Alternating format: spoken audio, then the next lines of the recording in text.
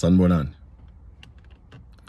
Usishi futhi lo Ncwaba Mathendra bayikhulu.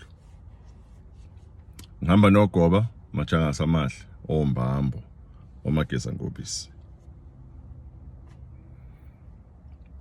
This past weekend I was in KZN. I was there for a prayer for peace and reconciliation within this family. Usually when this process is done, we call it inhlambuluko.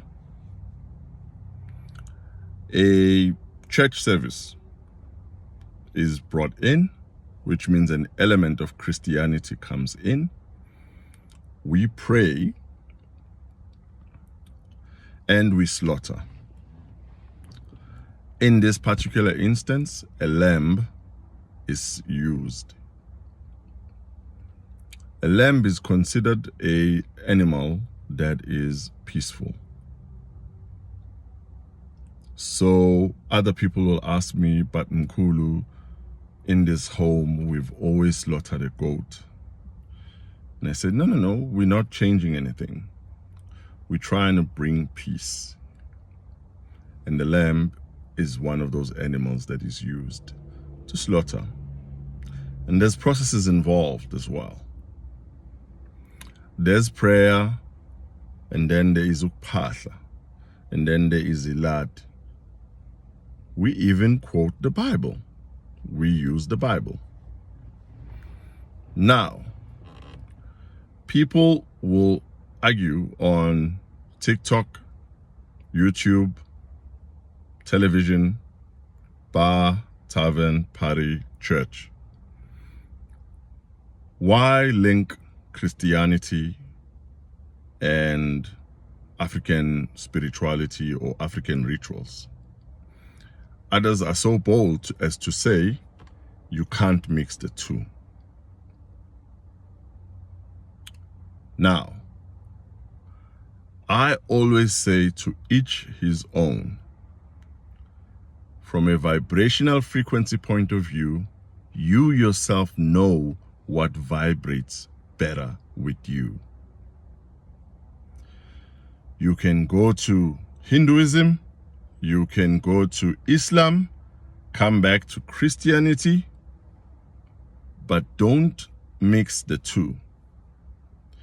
Remember, before colonialism, as Africans, we had religion, which was shut down because it was viewed as paganism. Now, what is paganism? If you read the Bible, you'd explain it very clearly.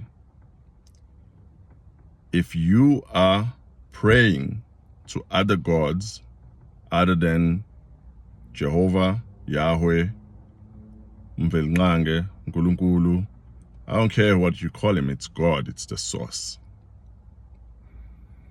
Now, for millennia, Africans were praying to God, not ancestors. We still are today. Whether you go to Tanzania, where you will find them using Islam, yet they still slaughter for their ancestors. Because the other one is tradition, the other one is religion. Now, I normally quote Jesus from Matthew 5, verse 17. He says, and I quote, "I did not come to abolish the law, but I came to fulfill it." So Jesus came to fulfill all the prophecies that were put forth from Genesis. So this is where everybody mixes it up and says, no, if you're a Christian, you can't slaughter.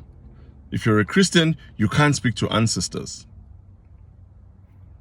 Ultimately, it is your culture as an African. It is what you were born with. It is what happened for millennia before you were born. What religion you choose to connect with God, it doesn't matter. Look inside you and find what is it that you are comfortable with. From a vibrational frequency point of view, you will know that this is what I want to do. I made a video before this where I explained when to slaughter and when to not slaughter. But there are other cultures that don't involve slaughtering. There are other rituals that don't involve slaughtering. You can still do them because it's the law that we were given as Africans. So it's up to you. There's absolutely nothing wrong. That's the beauty of this universe. You can choose how you want to connect with God. No one should be able to tell you you are wrong.